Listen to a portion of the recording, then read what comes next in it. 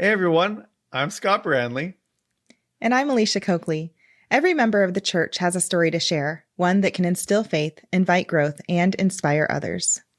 On today's episode, we're going to hear how a 30-year addiction and near suicide led one man to discover that the commandment of self-love can help win the battle against the adversary. Welcome to Latter-day Lights.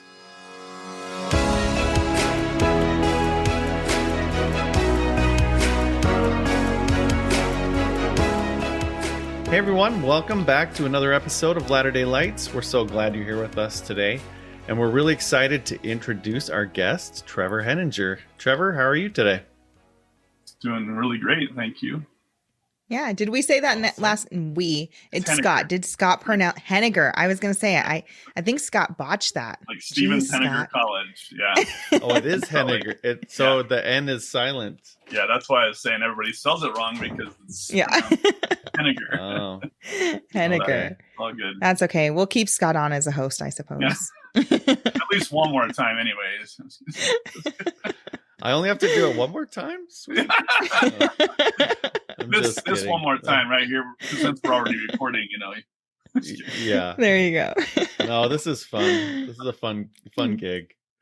Yeah. Trevor. So we were talking before the show and discovered that we actually grew up in Alberta, not maybe 15 minutes away from each other. That's pretty crazy. And now we for both sure. live in Utah. Yep. Yeah, you guys could have been best friends. You know that? Well, There could be a whole separate universe out there where you guys exist as best friends. What do you think That about couldn't happen because I grew up in McGrath and he grew up in Raymond, and they are huge rivals. So we would actually be enemies. Right. We would have had to Okay. beat each other and then make up or something later. I don't know. Gotcha. We could be secret friends, I guess, Yeah, as long as nobody else knew. Right. Oh, Although too it's funny funny. because I was born in McGrath and lived in Raymond, so I guess does that mean I'm an enemy with myself? I don't know. Now we're just going down the rabbit hole. Yeah. Right. So Trevor, tell us a little bit about yourself. So let's see. Grew up in Raymond, Alberta, Canada. I've lived kind of all over the place. I married an American citizen, served my mission in the New Hampshire mission, mostly in Maine and Vermont. And then met my wife in Vermont, actually. And then we were married in Alberta, and then kind of lived all over the U.S. after that. And we have 3 children, ages 23, 20, and 15. Nice. That's I was kind of married about in the. Alberta too. Wow. Oh, were you? In the Cardston Temple. Yep. Yeah, me too. Yep. There you Well, go. I'm just going to let you guys talk. I mean, Right. Alicia's down in Texas all by herself. Sorry. Actually, well, that would Trevor- that would be a rarity, Alicia, because usually you're I the one know. that talks. So I know. I was going to say, like, so far, I don't know. I have hair, and that's like what I have in common with Trevor right now. So Ouch. Oh. Sorry, That's Scott. it. Oh, geez. Scott All right, knows guess I I'll stop love him. talking now. Oh, yeah, I'm the only one with hair in my family too, so it's all good. There you go. Cool. So what do you do for a living, Trevor? I actually drive a dump truck Oh, full time. There's a lot of construction here down in the southern Utah. St. George area is growing really, really fast. mhm. That's what I do to pay the bills. But what I'm passionate about is coaching men. Been a men's coach for a couple years now, and Okay. so I'm moving into that hopefully full time in the next few months. But, Awesome. Cool. That's the goal. So Love it. I love it. I'm a huge advocate of coaches. I feel like I just love to surround myself with them because they're so good at like giving perspective no matter what area you're coaching in. Like I feel like coaches just have this like different level of thinking that I love being around. So I always am excited whenever I meet a new life coach or whatever kind of, coach you want to call Thank you. yourself. Men's Yeah, coach, right? I think what I love about that perspective, the analogy I use is it's like we get stuck in a forest. Have you ever like been lost in a forest, or you turned around, you're like, where am I? There's trees everywhere. I can't tell which way I came from, if you're not paying close attention, right? Well, a coach is like the guy in the helicopter or girl up in the helicopter, and they can see you from way up high, and they can actually see where you need to go. And so they can tell you, go straight or turn right, or, and they can just guide you to where you're trying to get. And it's just by having a different perspective, it changes everything. Yeah, I exactly. like that. I haven't been lost in a forest, but I've been lost in Lubbock. I still use my GPS. I've lived here for like 7 or 8 months now, and I still have to use my GPS. I got lost bringing my kid to work, which I've done 4 or 5 times every week for the last few months. And I went the wrong way the other day. I'm like, oh, dang it. So I don't know about forests, but we did have a guest that did get lost in the forest. One of our early guests, Caden Laga. You should definitely go watch his episode, because it is the craziest story. I'm sure he would have really loved to have someone in a helicopter to guide him out of that.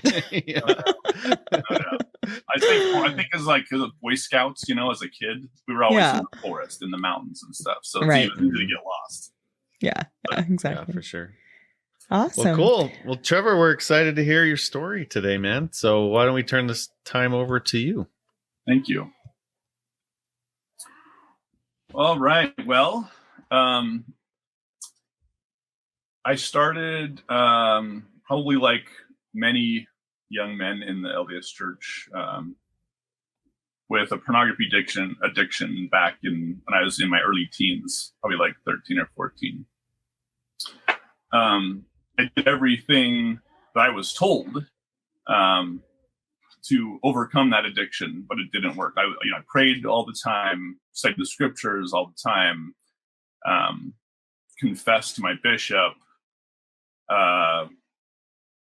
listened to hymns, like did everything that I was told was needed in order to overcome, but it never worked.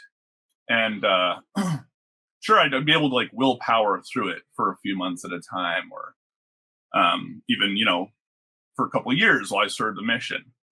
But it wasn't. It was still there. It still came back. And that sort of a thing can really affect a person. And it really affected my relationship with God. I felt betrayed. I felt like no matter what I did, I couldn't overcome it. Mm-hmm. And so back about 7 years ago, 2016, I hit a really low point in my life where I was actually unemployed. My wife and I and the kids were living in a travel trailer, which is really tiny. Yep, been there, done that. Right. Which it's cheap living, right? So you can actually survive, but it's just definitely not the best sort of. It wasn't even that cheap for us, but it was hard. Yeah. It was really hard. So yeah, it's super tough. You don't have the privacy that you want. You don't have, a lot of the things that you would have normally, like your own bedroom, you take for granted, right? Yep.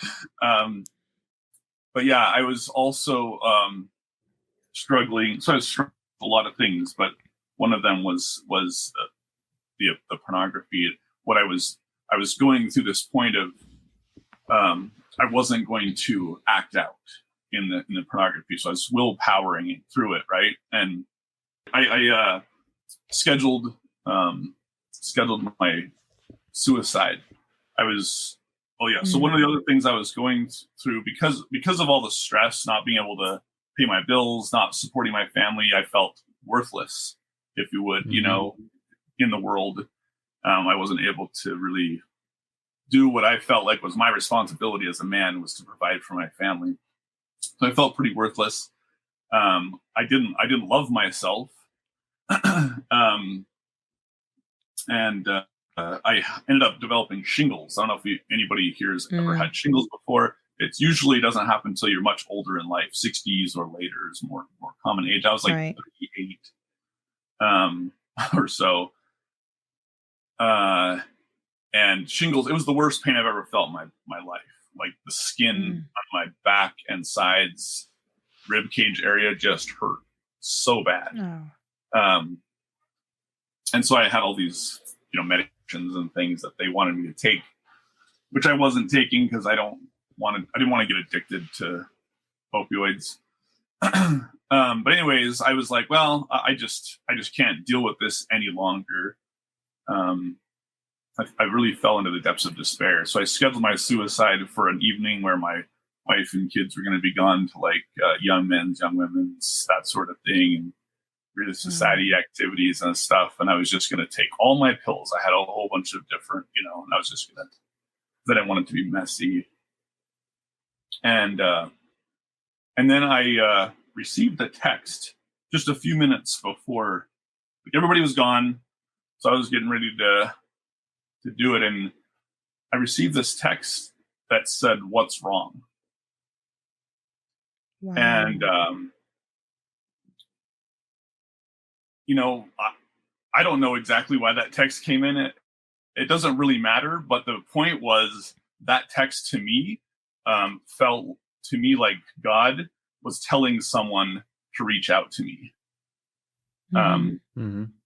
And that someone actually cared, because I didn't believe that anybody really cared enough for me to stick around. And so it was, that was huge for me, obviously. I didn't go through with it. But it started me on a journey of trying to figure out what was wrong. Like, why was I doing this, and why is everybody else committing suicide? Like, I just heard a statistic the other day. It's like there's a suicide every, I think, 6 seconds or something in the world. Jeez. And isn't it a high rate of it is men, right? Like, yes, men over. Yeah, I'm glad you brought that up. Actually, in the church itself, there's the different organizations. You have the Relief Society, you have the Elders Quorum, Young Men's, Young Women's, Primary. Those are the different, sections of the church, right? Different organizations. And the Elders Quorum has the highest rate of suicide in the church. And it's actually also the lowest budget. The Elders Quorum has the lowest budget in the church too, which I feel is actually part of the problem. Men need to be able to get together and develop friendships and bond with each other. I know it seems weird, women just naturally do that, but men actually need some help. For some reason, we just don't automatically do it.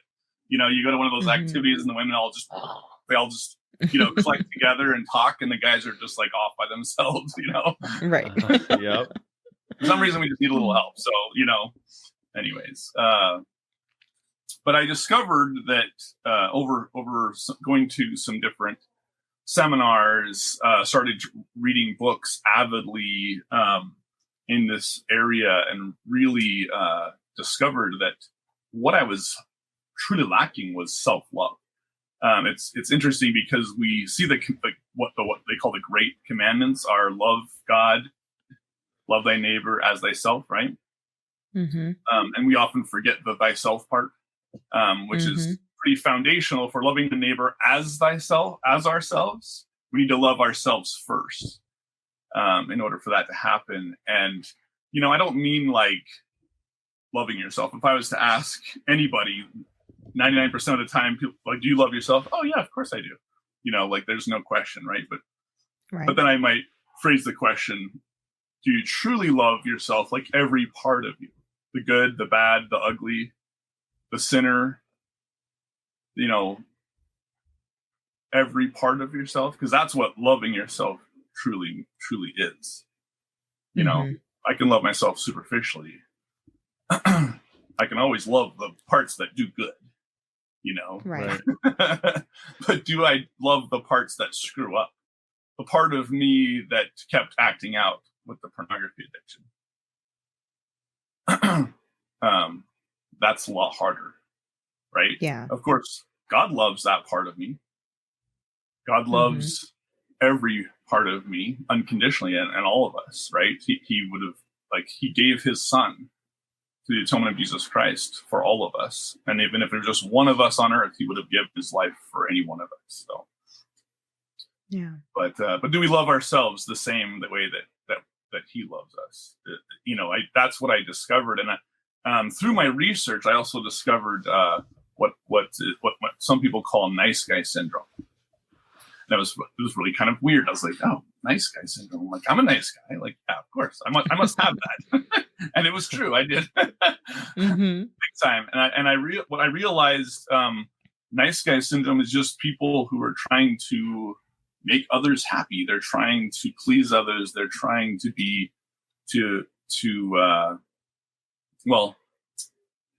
what they're doing in essence is searching for external validation. Mm. I hope I'm not shooting all over the place and confusing people, but I wanted to let everybody know, like, the pornography addiction is it's because I didn't love and validate myself. I was constantly looking for external validation, and the pornography would give that to me temporarily. Right. The woman on the screen wasn't going to reject me. She wasn't going to say no. She was always going to be there no matter what. When I was struggling, there was always going to be that external validation. And so I might look at it and say, well, that's a bad thing. It's a coping mechanism, right? It's just like anything else. Right. Some people use TV as coping mechanisms, or social media, or food, or whatever. We all have our coping mechanisms, whatever we're coping with. But the problem that I found was that it was the deep down foundational belief was that I didn't love myself. And so I needed the pornography addiction was the bleeding, but it wasn't the actual wound, right? Correct. Yeah, it was just a symptom. The wound, or the problem, the foundational problem, was that I didn't love myself. Right. That makes sense. And so once I actually learned to truly love myself, even the part of me that was acting out, that's when I was able to just walk away from the addiction. Wow. Because I didn't need it anymore. Well, so what did that look like? I know you said you started reading a whole bunch of books and stuff. Like, what kind of things did you read? Was it all gospel centered, or did you start branching out and reading other things? And I guess, how long did that process for you take to where you felt like, okay, I understand what the problem is. I need to love myself too. Okay, I feel like I'm doing a good job loving myself now.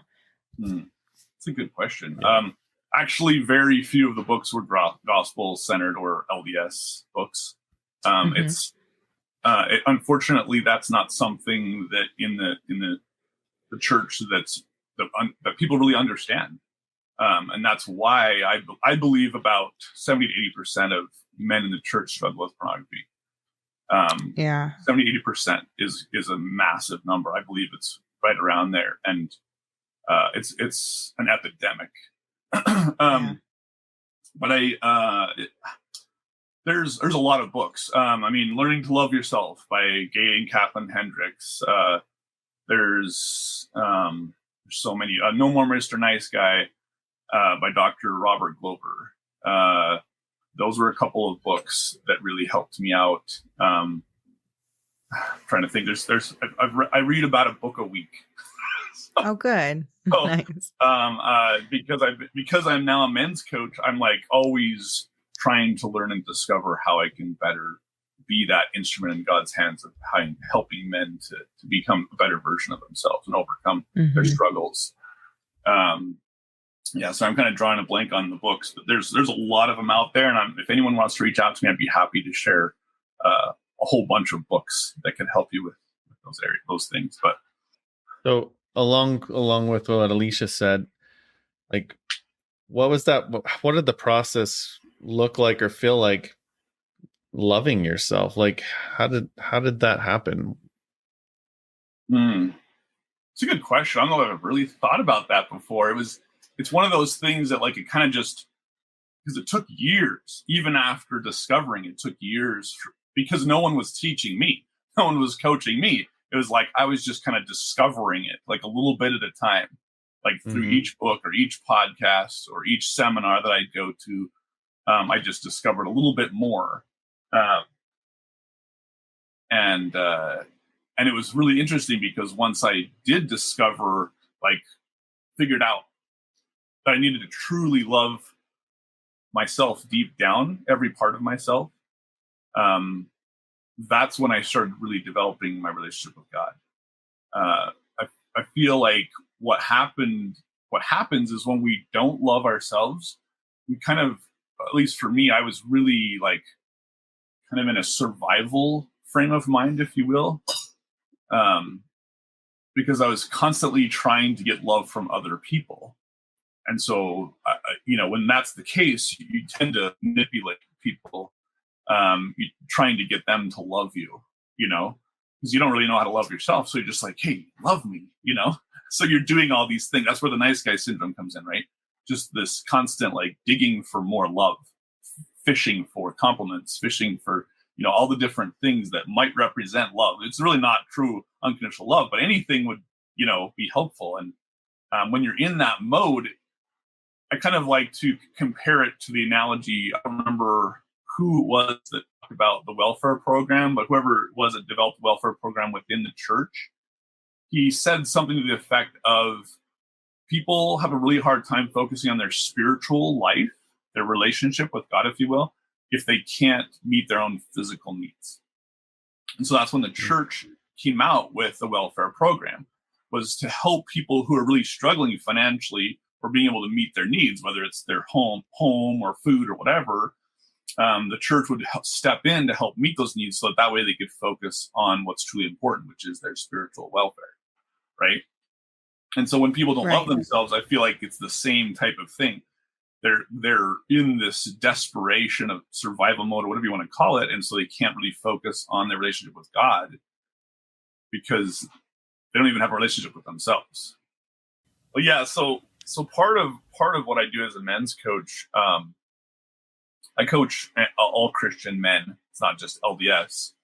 But you notice in the background, you've got a sword, a bow, you've got a hatchet over here. Mm-hmm. You've got the man, up there, the golden man, and it's just different. Like it's because very much I like to focus on the battle, because in the church we're taught, hey, Satan's real. We had a battle in the premortal life, and we won, and so we got bodies, right? We got to come to earth. But that's kind of like the extent of it. We might talk about, well, you'll get tempted by Satan or whatever, but it doesn't really. The church doesn't really go into details of how to battle the devil. And one of the things that he loves to do is make himself disappear. You think about society doesn't even believe he exists. So how much easier is it for him to win the battle with us when we can't even tell he's there? Well, even more so than that, he doesn't just disappear. He camouflages himself as if he's us.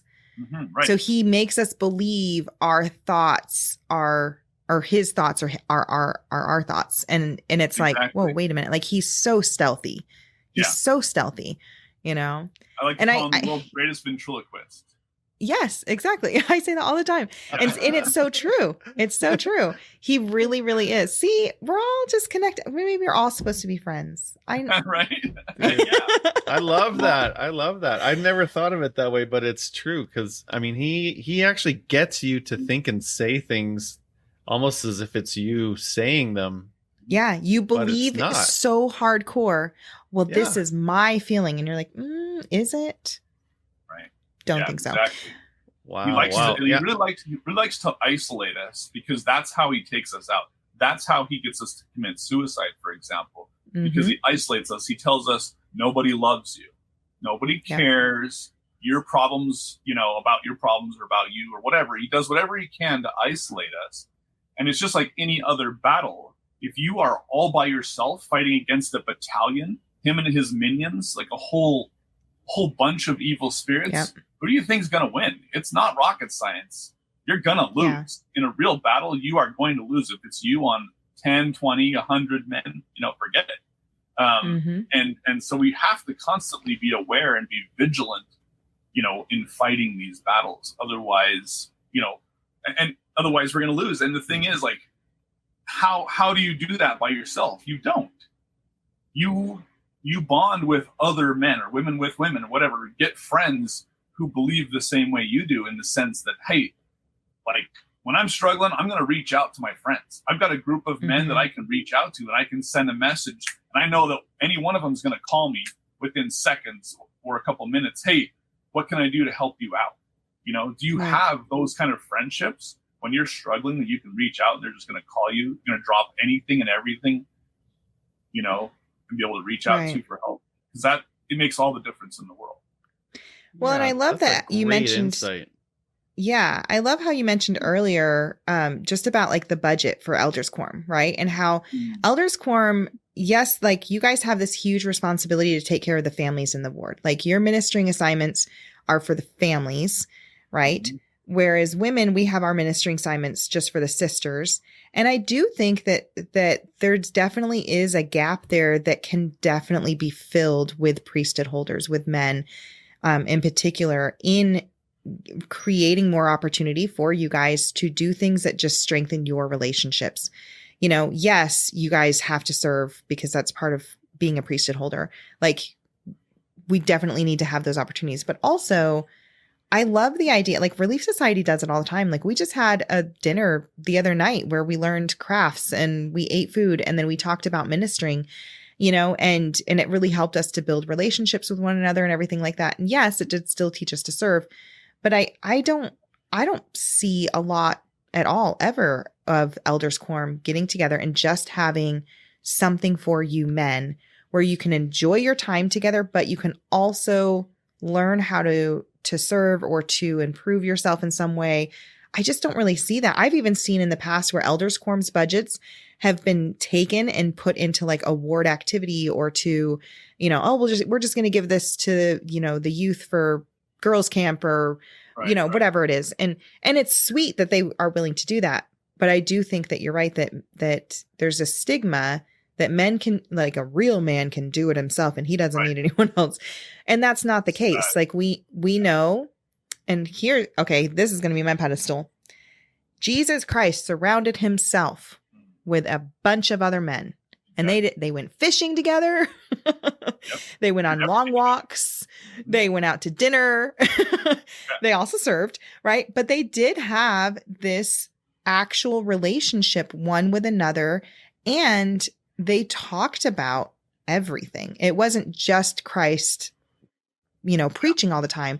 There were questions that were being asked, and there was a lot of reflection on like the disciples' parts. And so I do think that you're 100% right. Like, Elders Quorum, start using your budget to hang out and to do stuff together, and make it like a priority to incorporate, that manly relationship and stuff like that. So let me ask you both, because I think that a lot of the times people think that in order to be a godly man, you have to be like not just humble, but like almost weak. Right. So what do you guys think when you think about Christ, and when you think about Heavenly Father, and you think about really living up to that role as a godly man? What does that look like to you guys? Before I answer that question, I wanted to say on the last point with the Elders Quorum, it's hard to organize guys together. I don't know what it is. Maybe it's that drive to, like, we feel like we have to work all the time or provide, but it is kind of hard to get us together and do an activity. But I do have to say, the things that I remember the most as far as elders activities is when somebody was in need and we could get together and all go help. And it felt like we were all in it together and we were doing something good together. And that was a good bonding experience. For sure.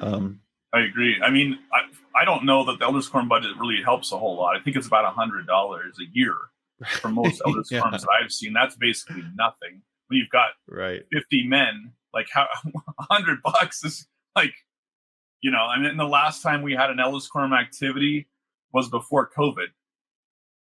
Like that's the last time I remember ever having an elders quorum activity. So that's like what, 4 years ago. That's so sad. On that same token, I would love to have a relationship with the elders in my quorum. Like it would be nice to have some true friends, and I do feel like they would have my back.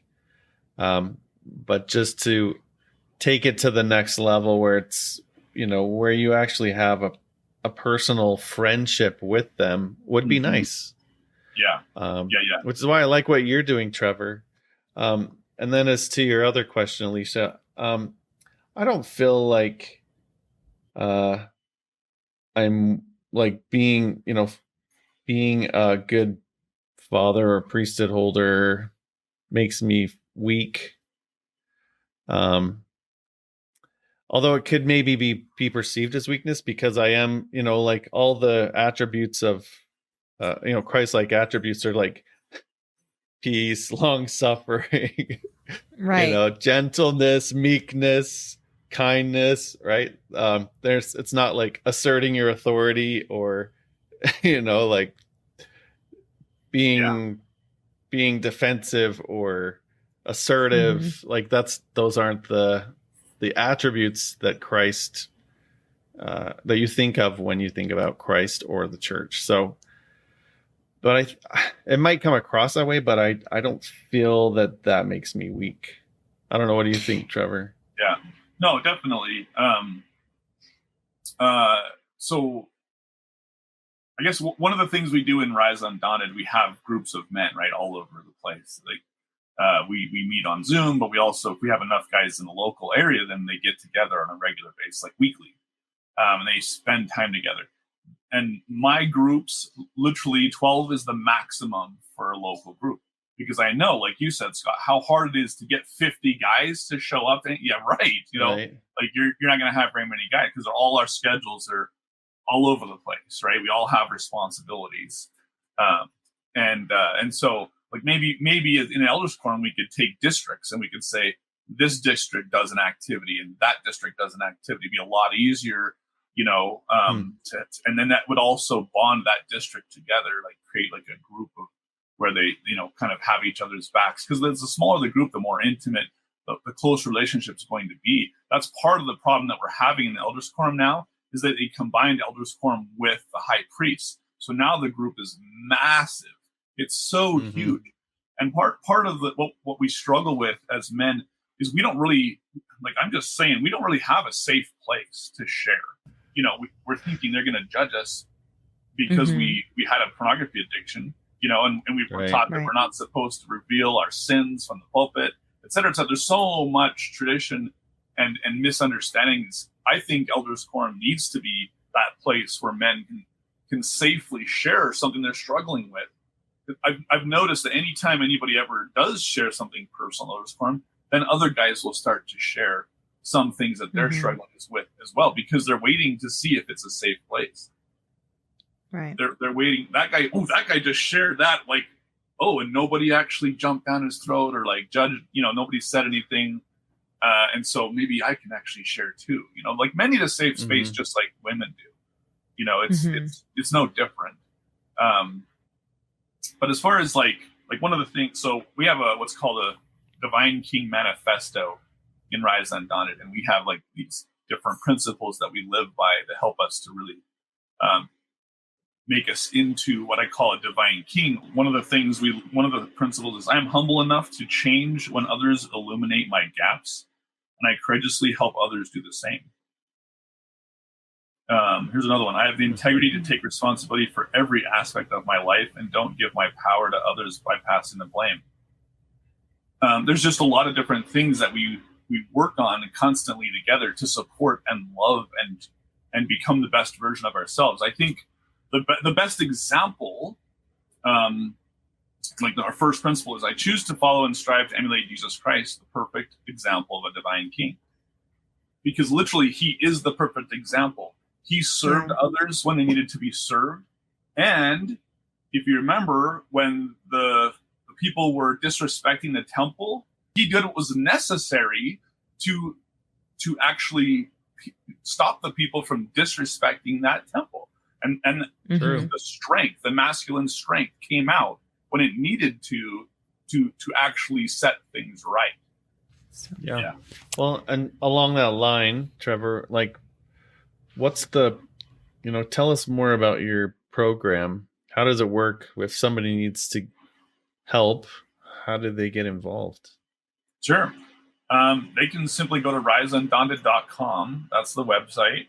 And then there's a spot, just gives a quick description. Click join us. It'll take you to the Band of Brothers program. I tried really hard to create this program to be free.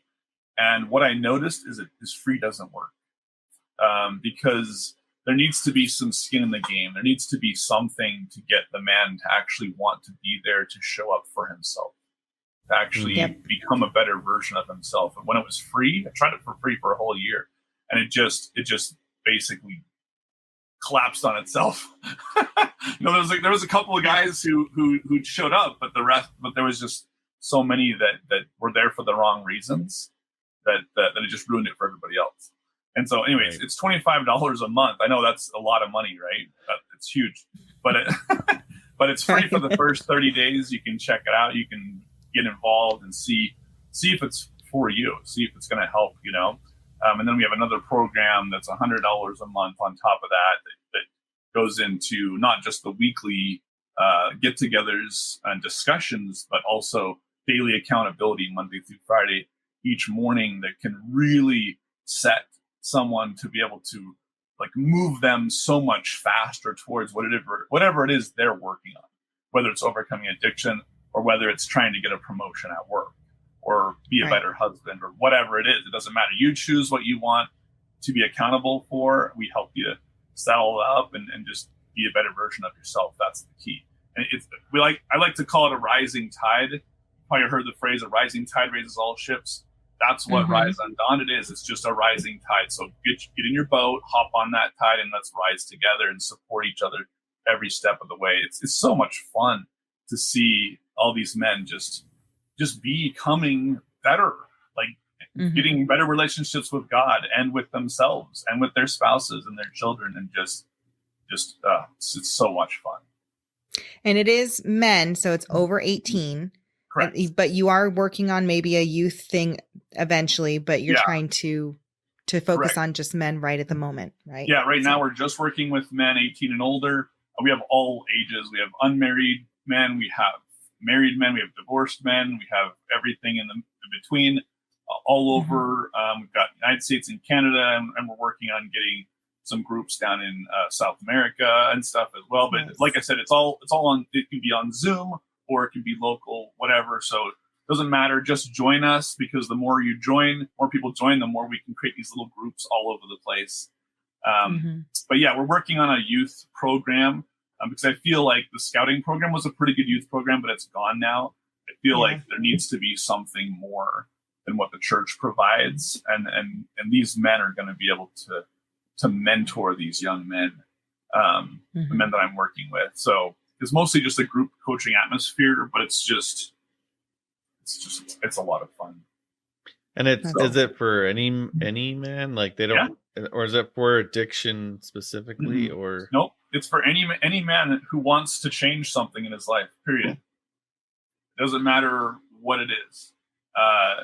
It could be anything. Like, I mean, if you think that you've got it all, then we probably don't want you to be in the group, because you need to be humble enough to know that you need to change.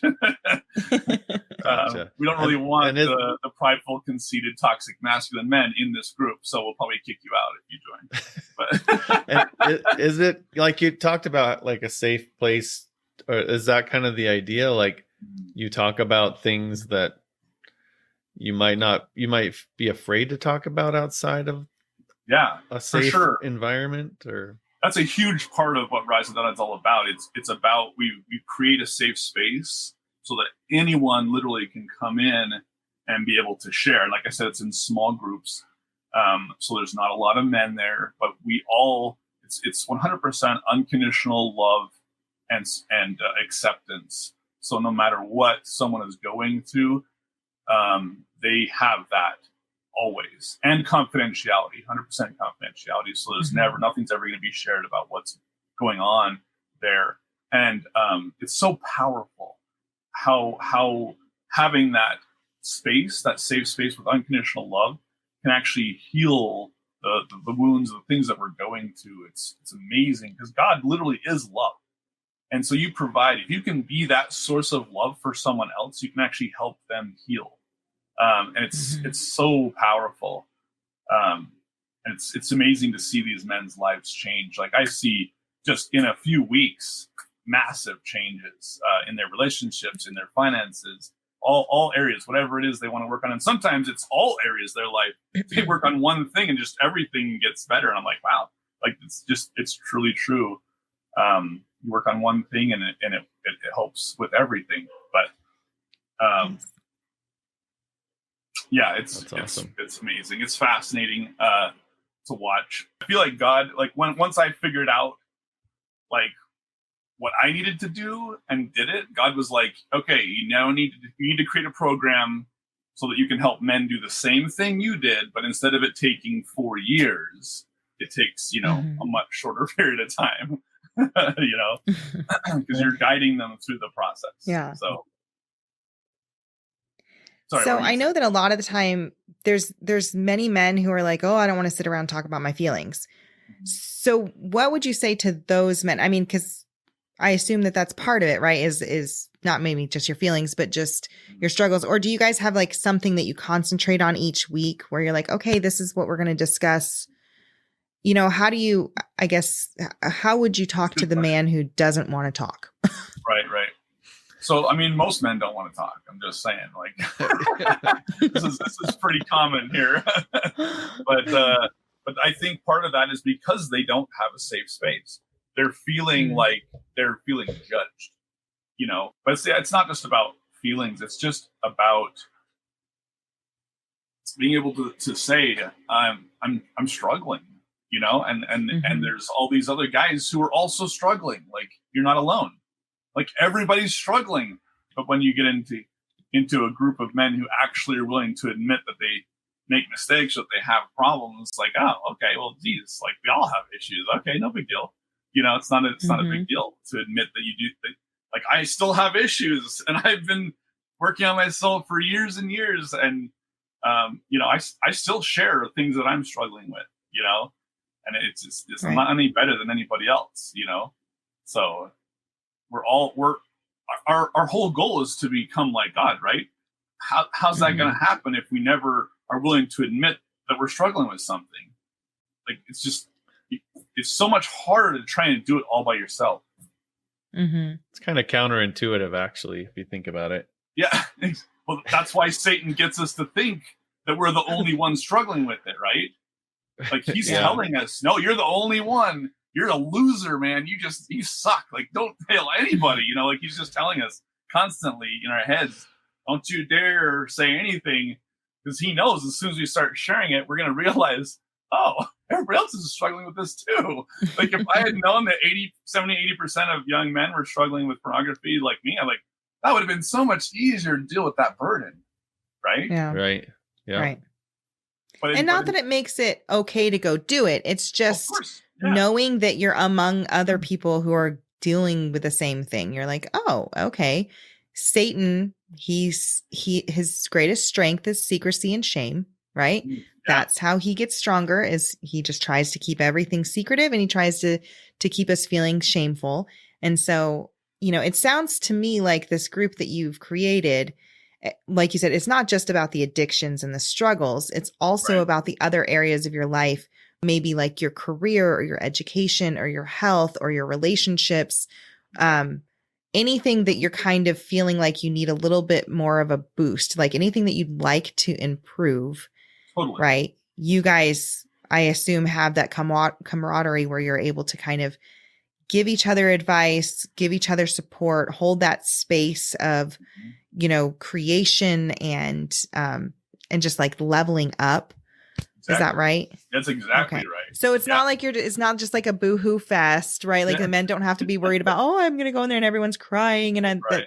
It's not like that. It's just like you guys are just creating plans and just taking actions to elevate each other and to elevate your own lives, right? Exactly. I feel like before we came to earth, our Father in heaven, our Mother in heaven, and whoever, our leaders, those we looked up to, sat down with us and helped us create a plan.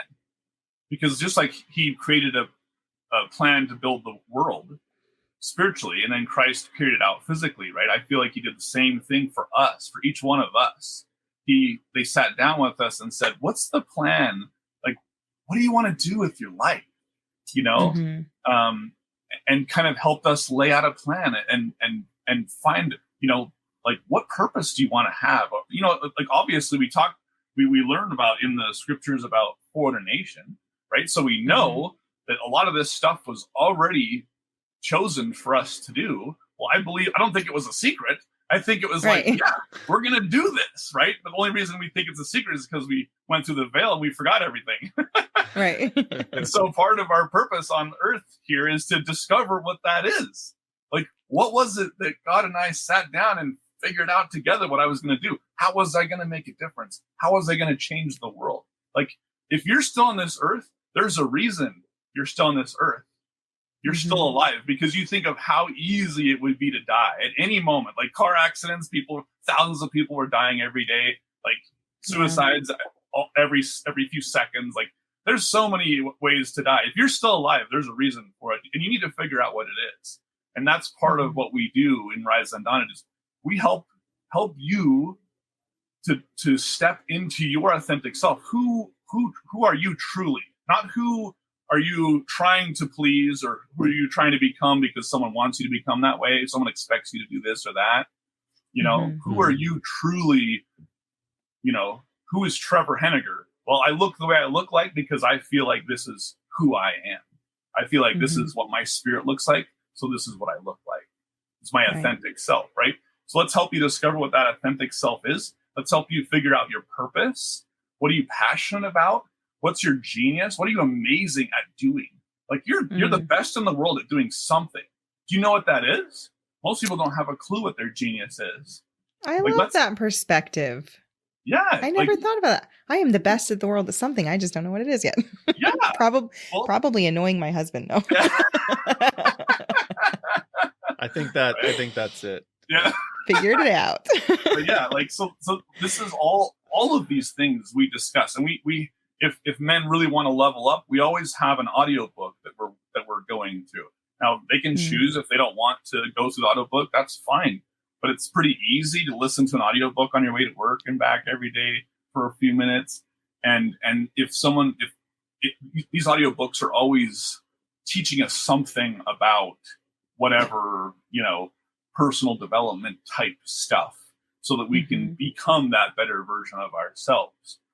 So if they really want to dig into that book, then they can really learn. And then that book might come up in some of these discussions. Like, hey, guess what I learned from the book today? And then it's like, oh yeah, that's so cool. Like I learned something like that too. Like, and it just creates this great discussion about how they're applying it to their life. And, we're just all leveling up together, so it's not just about these discussions. Like if we can get, like, it's when we get enough guys in your local area when you join us, because we only need 6 guys to create we call a local clan, like the Viking clan, right? So we create a clan, and then every month we get together and do something like fun.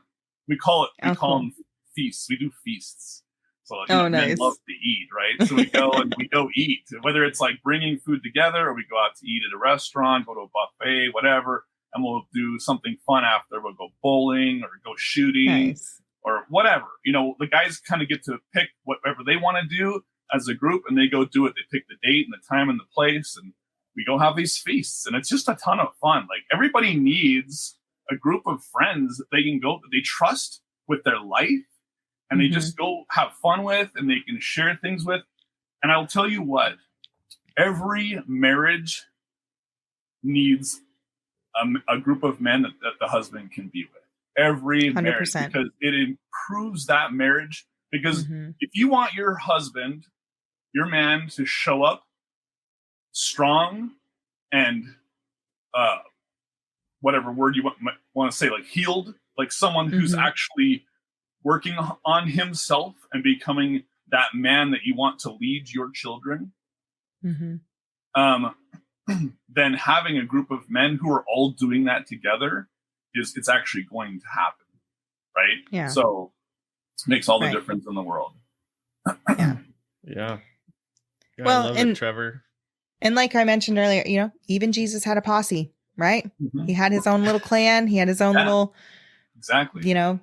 group of men. And yeah. So if you're going to be Christ-like, go get yourself a group of guys to hang out Right. with. Yeah, exactly. It doesn't have to be part of Rise Undaunted. You can do it yourself. Yeah.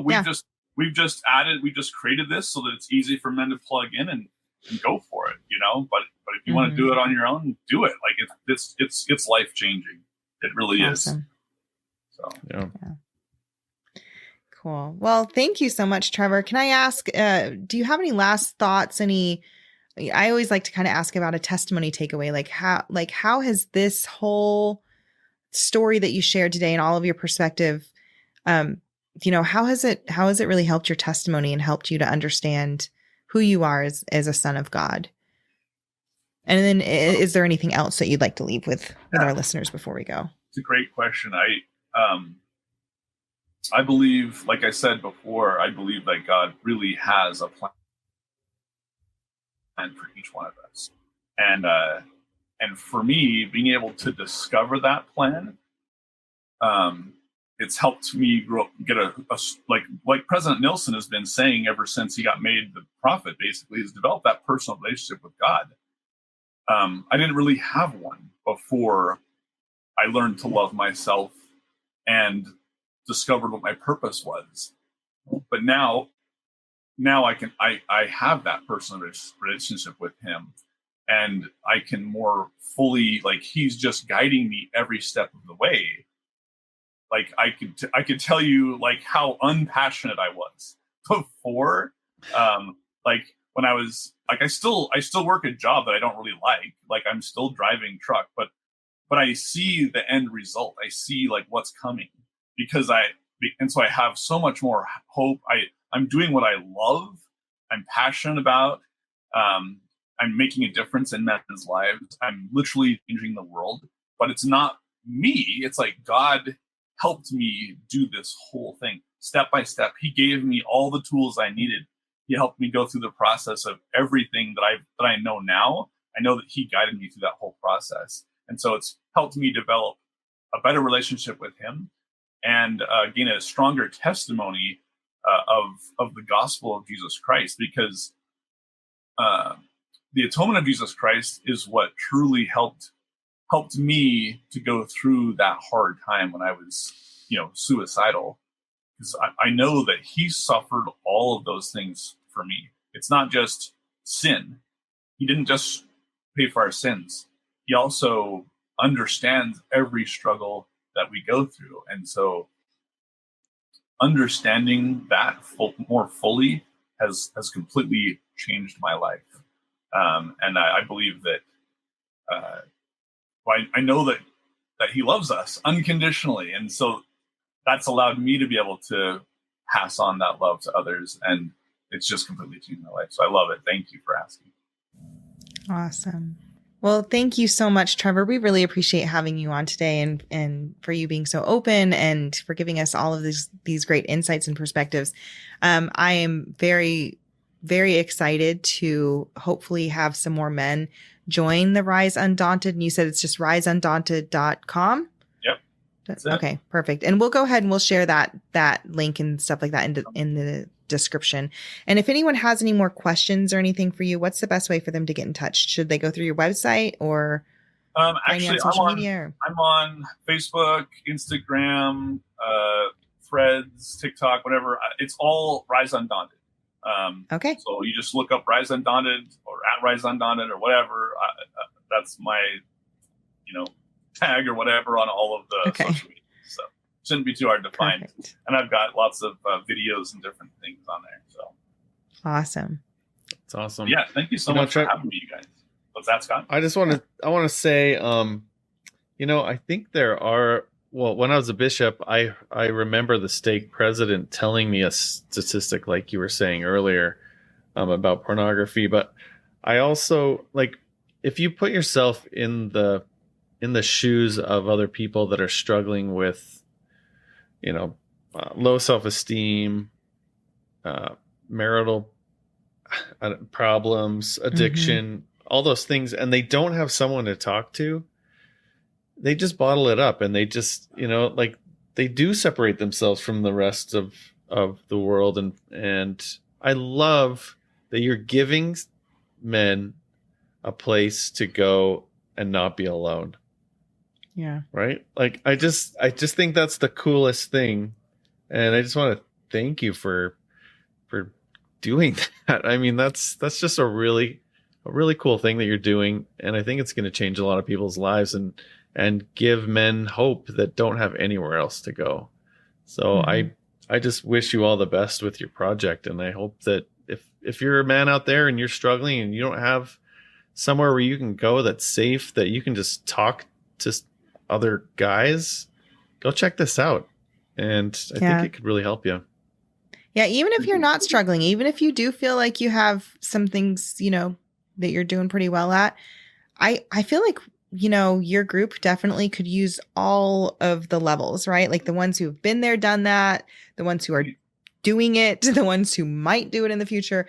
I think it definitely helps for everyone to be able to learn from different ages and stages and experiences. And so, yeah, just if you're a guy in general, just go check out Rise Undaunted, see what they're all about. I love that, Trevor, you've offered a 30-day free trial where you guys can really just, look into it and see what it's all about and see if it's something that, would work well for you, or maybe it'll work well for another man in your life that you think, hey, maybe they could use this support, and then you have a resource to give them. So for sure. Thank you so much. Thank you. The phrase I like to use is, sometimes some men are going to be getting lifted and others are going to be doing the lifting, and we're all at different stages in our lives. We're all, like, it doesn't matter, so we've actually had a lot of life coaches join Rise Undaunted recently because they see the value in being able to help in a community atmosphere, not just one-on-one. How powerful that community is when we're all helping each other. It's just so much more fun than trying to do it all by yourself, right? Yeah. Yeah. Yeah, definitely. Exactly. Thanks for having me on. You guys that. are amazing. Oh, yeah. Thank you. Yeah, we really, really appreciate it. And to all of our listeners, we appreciate you guys tuning in today as well and listening to Trevor's story. We're just, Scott and I, we love doing this. So we've been doing this for over a year. How long have you been doing this for? A year and a half ish, almost 2 years. Yeah. See, it's just going by so quickly, but Scott and I know every single story that's shared, we get uplifted and edified, and we just feel so good knowing that, that there are people out there like Trevor who are willing to step up to the plate, who are willing to take their struggles and take their experiences and their stories and to be able to turn it into light and turn it into something beautiful and something that can help bring that joy and that happiness and that direction and purpose in life for one another's. And so I thank you guys as our listeners for tuning in and for supporting us and for supporting our guests. We really, really love, that sense of community. And so we're just going to ask that you guys continue to do so, that you do your 5-second missionary work. You go ahead and comment, you can ask Trevor a question. You can comment on some of your favorite things, insights or parts of his story, and then share his story, get it out there. There's definitely a need for men to be able to connect to one another and to rise up to their purpose that Heavenly Father has designed for them. So you just doing 5 seconds of missionary work, clicking that share button, that would help out tremendously. Yeah. And if you have a story, go to latterdaylights.com and share it with us, and let's have you on the show. Yep, so once again, Trevor, thanks for being on. Thank you. And we will talk to you guys next week. Till then, Have we'll a good see you one. later. See ya.